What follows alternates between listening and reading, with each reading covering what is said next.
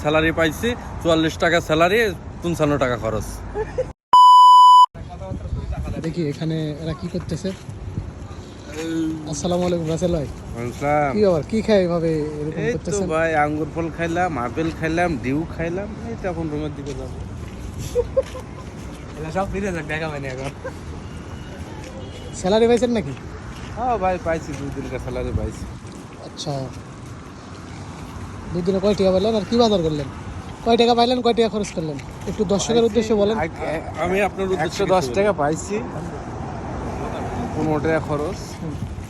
এখন যাচ্ছি রুমে, ছেলে পেলে আঙ্গুর নিছি, আঙ্গুর দেবো, খাবে ছেলে পেলে। মামুন ভাই, কি বলবো, আমার বলার মতো কিছু নাই। আমি একদিনকার স্যালারি পাইছি 44 টাকা স্যালারি, 55 টাকা খরচ আপনাদের খুশির জন্য। আর বাকি টাকা কোথা থেকে আসলো? বাকি টাকা কোথা থেকে আসলো এটা জাতি জানতে চাই। যাত্রী জানতে চায়, বাকি টাকা নিজের মানি ব্যাগেই ছিল। 44 টাকা খরচ কমপ্লিট হয়নি, তাই নিজের পকেট থেকে দিয়ে ভাই বোনাদের মন রক্ষা করলাম। আচ্ছা চাচা, আপনি?